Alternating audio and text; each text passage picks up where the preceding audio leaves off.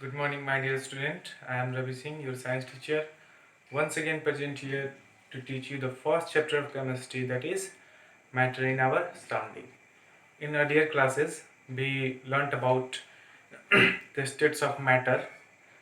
There are 5 states of matter. The first one is solid, liquid, gas, plasma, and Bose-Einstein condensate. So let's continue our topic.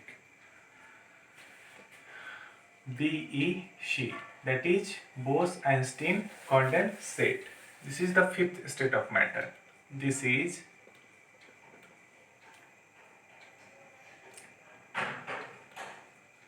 Fifth state of matter. ये matter का क्या state है?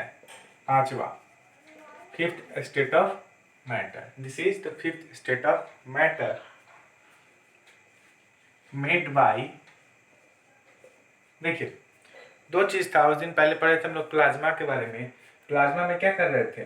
Gas को बहुत temperature पे, बहुत ज्यादा temperature पे जब हीट कर रहे थे तो इलेक्ट्रॉन लूज कर रहा था. और इलेक्ट्रॉन जब लूज कर रहा था तो क्या बन जा रहा था? आयनाइज्ड बन जा रहा था. इसमें जस्ट उल्टा है. इसमें जस्ट क्या है? अपोजिट है. इसमें करना क्या है? इसमें करना क्या है? लो डेंसिटी गैस को लेना है. लो डेंसिटी गैस को लेना है और क्या करना है? उसको बहुत कम टेम्परेचर पे कूल करना है. बहुत कम मतलब क्या? Absolute zero temperature. और एब्सोल्यूट जीरो टेम्परेचर आपको याद रखना है. लास्ट क्लास में हम बताए थे -273.15, -273.15 डिग्री सेल्सियस. इससे कम टेम्परेचर करना पॉसिबल नहीं है. उस टेम्परेचर को क्या बोलते हैं? Absolute, absolute zero. ठीक है. This is the fifth state of matter made by. कौन सा लेंगे? कौन सा गैस लेंगे? Low density gas. Bye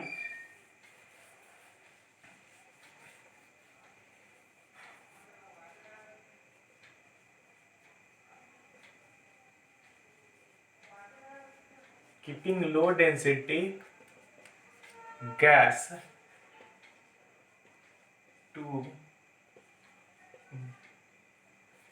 very low temperature.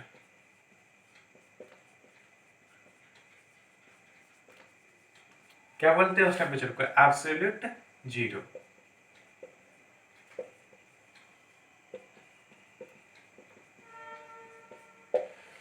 ये क्या है? Bose-Einstein condensate. ये पांचवा स्टेट ऑफ मैटर है जो कैसे बनेगा? लो डेंसिटी गैस को जब बहुत लो टेम्परेचर पे रखेंगे तो क्या बन जाएगा? बोस-आइंस्टीन कंडेंसेट बन जाएगा.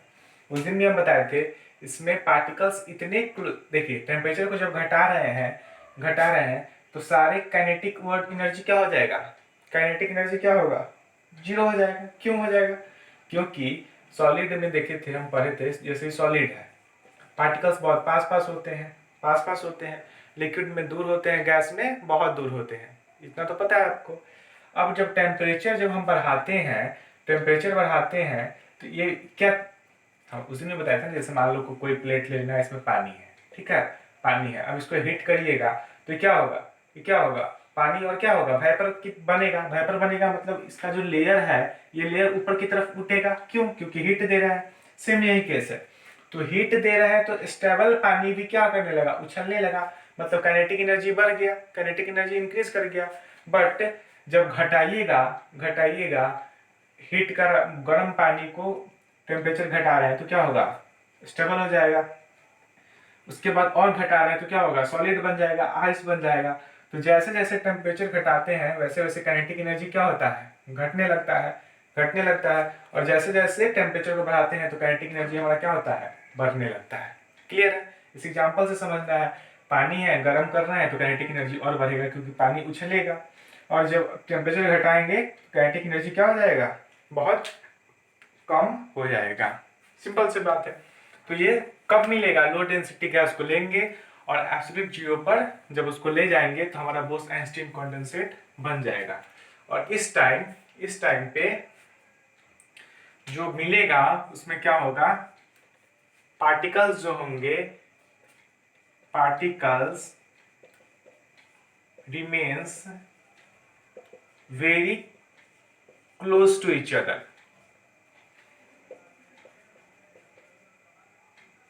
Particles of plasma प्लाज्मा का जो पार्टिकल्स होंगे very close to each other, बहुत क्लोज होंगे, सॉलिड से भी ज्यादा क्लोज होंगे, इवन ग्रेटर देन सॉलिड, आपको ध्यान में रखना है, सॉलिड से भी ज्यादा, मतलब बहुत पास होंगे, कोई स्पेस होगा ही नहीं होगा, कोई स्पेस नहीं होगा, मतलब सब आपस में जुड़ने लगेंगे, और जैसे लगेगा पूरा का पूरा कोई गैप है ही नहीं, सब एक ही है, ठीक है। तो particles remains very close to each other, bracket में लिख लेना है इवन क्लोजर देन सॉलिड, बहुत क्लोज हो जाएंगे, सॉलिड से भी क्लोजर हो जाएंगे। जब हम टेम्परेचर को घटाएंगे तो हमको क्या मिलेगा, बोस-आइंस्टीन कंडेंसेट मिलेगा। किस चीज को, लो डेंसिटी गैस को लेंगे, एब्सोल्यूट जीरो पर जब ले जाएंगे तो क्या मिलेगा, बोस-आइंस्टीन कंडेंसेट मिलेगा। नाम क्यों पड़ा बोस-आइंस्टीन कंडेंसेट, क्योंकि इंडियन साइंटिस्ट थे एक, सत्येंद्र नाथ बोस और आइंस्टीन, दोनों मिलकर कैलकुलेशन दिए थे, इसलिए उन दोनों के नाम पे फिफ्थ स्टेट ऑफ मैटर का नाम डाला गया बोस-आइंस्टीन कंडेंसेट। इसका पार्टिकल्स क्या होगा, इसका काइनेटिक एनर्जी जब सस्पेंड हो जाएगा तो बहुत पास आ जाएंगे, बहुत पास आ जाएंगे, मतलब क्या है, थोड़ा भी गैप रहेगा ही नहीं रहेगा, और ये पूरे के पूरे पार्टिकल्स लगेंगे ही नहीं कि पार्टिकल्स लगेगा, कोई पूरा का पूरा एक ही चीज है, ठीक है, एक ही चीज से ये बना हुआ है, क्रम्बलिंग करने लगेंगे, आपस में जुड़ने लगेंगे, एसोसिएटेड होने लगेंगे, क्या, इसके जो पार्टिकल्स हैं, क्लियर है। इवन क्लोजर देन सॉलिड, एक एग्जांपल लिख लेना है, लिक्विड हीलियम, एग्जाम्पल है किस चीज का, बीईसी को, मतलब लिक्विड हीलियम को हम बोस-आइंस्टीन कंडेंसेट में कन्वर्ट कर सकते हैं, कैसे, टेम्परेचर को घटाने के बाद, ठीक है, टेम्परेचर को घटाने के बाद। बोस-आइंस्टीन कंडेंसेट के बारे में इससे ज्यादा कुछ नहीं जानना है। उम्मीद है अभी भी इस पे ज्यादा नॉलेज भी नहीं, जानकारी भी नहीं आई है, रिसर्च अभी भी इस पे चल रहा है। उम्मीद है कि बोस-आइंस्टीन कंडेंसेट की मदद से हमारे देश में या कहीं भी सुपर कंडक्टर का फॉर्मेशन हो, सुपर कंडक्टर बनाया जाए, एक ऐसा कंडक्टर जिसमें कोई एनर्जी लॉस ना हो, जिसमें से अगर करंट या कुछ भी पास कराए तो कोई एनर्जी का लॉस नहीं हो। तो उम्मीद है कि फ्यूचर में सुपर कंडक्टर का फॉर्मेशन इस बोस-आइंस्टीन कंडेंसेट से हो सके, ताकि एनर्जी का वेस्टेज ना हो। नहीं समझ में आया होगा तो कोई बात नहीं है, आगे नेक्स्ट चैप्टर में हम लोग इसके बारे में पढ़ेंगे, ठीक है, सुपर कंडक्टर के बारे में हायर क्लासेस में पढ़ेंगे। अब आता है आपको, हम लोग पढ़ लिए क्या है, state of matter, solid, liquid, gas, plasma और बोस-आइंस्टीन कंडेंसेट। प्लाज्मा और बोस-आइंस्टीन कंडेंसेट में अंतर क्या है, प्लाज्मा को क्या करे थे, गैस को टेम्परेचर, बहुत ज़्यादा टेम्परेचर पे हीट करेंगे तो इलेक्ट्रॉन लूज कर देगा तो आयनाइज्ड हो जाएगा। बोस-आइंस्टीन कंडेंसेट पे क्या करेंगे, लो डेंसिटी गैस को टेम्परेचर घटाएंगे, एक में टेम्परेचर बढ़ा रहे हैं तो वो आयनाइज्ड हो जाएगा और ये एसोसिएट हो जाएगा, एक साथ जुड़ जाएगा, ठीक है, और कुछ इसमें है नहीं। अब आता है आपका नया पॉइंट, इफेक्ट ऑफ टेम्परेचर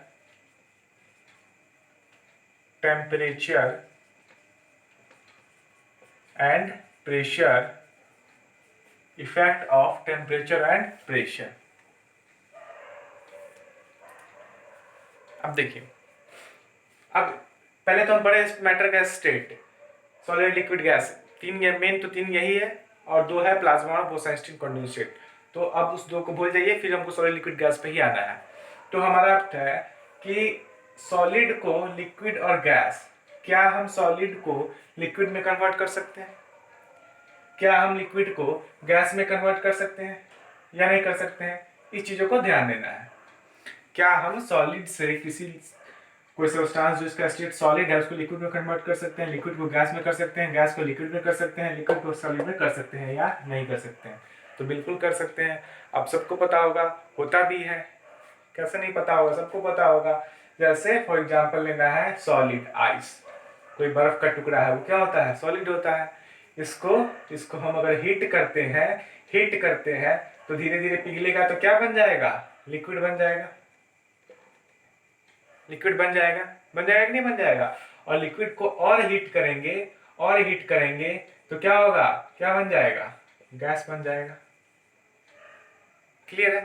देखिए आइस है, आइस को हीट करे लिक्विड बना, लिक्विड को और हीट करे तो क्या बन जाएगा, गैस बन जाएगा। मतलब यहाँ तो एक चीज तो क्लियर हो गया कि हाँ, हम मैटर के स्टेट में चेंज कर सकते हैं। Change in state of matter, change in state of matter, topic यहाँ भी हो सकता है, change in state of matter. तो क्या मैटर के स्टेट में चेंज करा जा सकता है, तो यस पॉसिबल है। क्यों? क्योंकि बर्फ तो सॉलिड है, गर्म करते हैं तो लिक्विड में कन्वर्ट हो जाता है, और ज्यादा अगर हीट देते हैं तो गैस में कन्वर्ट हो जाता है। मतलब स्टेट को चेंज करा जा सकता है। समझिएगा चीजों को, इसमें कुछ चैप्टर बहुत ही आसान है, थोड़ा सा समझना है, ठीक है। तो देखिए, ये जो आइस से लिक्विड और लिक्विड से गैस कैसे कन्वर्ट हुआ, कैसे कन्वर्ट हुआ, हीट की मदद से। जब तक हीट नहीं देंगे तब तक लिक्विड में कन्वर्ट होगा क्या, नहीं होगा। या जब तक हीट नहीं देंगे तब तक लिक्विड से गैस में कन्वर्ट होगा, नहीं होगा। हीट मतलब क्या, हीट मतलब क्या, टेम्परेचर ही ना। हीट बढ़ा रहे हैं मतलब टेम्परेचर बढ़ा रहे हैं, हीट बढ़ा रहे हैं मतलब टेम्परेचर बढ़ा रहे हैं। तो टॉपिक का नाम क्या है हमारा, effect of temperature and pressure on the state of matter, on the state of matter. Temperature और प्रेशर को जब अगर हम चेंज करते हैं तो किसी मैटर के स्टेट पे क्या फर्क पड़ता है, ये हमारा टॉपिक है। तो अभी अभी समझ में आया कि टेम्परेचर को अगर हम इंक्रीज कर रहे हैं तो इस किसी मैटर के स्टेट को हम चेंज कर सकते हैं। ये बातें क्लियर है। अब देखिए एक दूसरा चीज,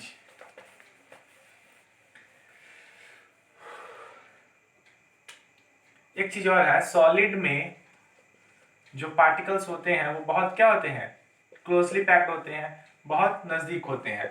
फोर्स ऑफ अट्रैक्शन बहुत क्या होगा, ज्यादा होगा। लिक्विड में इंटरमीडिएट, गैस में बहुत कम होगा, ठीक है। तो हीट टेम्परेचर वाला केस तो फिक्स है कि हाँ, टेम्परेचर को अगर बढ़ाएंगे या घटाएंगे तो क्या होगा, क्या होगा, हम किसी मैटर के स्टेट में चेंज कर सकते हैं, कर सकते हैं, ठीक है।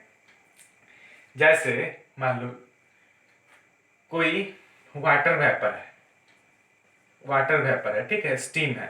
तो इसका अगर टेम्परेचर अगर घटाएंगे तो किचन में कन्वर्ट हो जाएगा, लिक्विड में, होगा कि नहीं होगा, लिक्विड में। और लिक्विड को फर्दर हम और टेम्परेचर घटाएंगे तो किचन में कन्वर्ट हो जाएगा, सॉलिड में, मतलब आइस में। अरे किसी कोई भाप है, वाटर वेपर है, इसको टेम्परेचर घटा रहे हैं तो किसी में बदल जाएगा, पानी में। पानी को और टेम्परेचर घटाएंगे तो किसी में बदल जाएगा, सॉलिड आइस में, आइस में।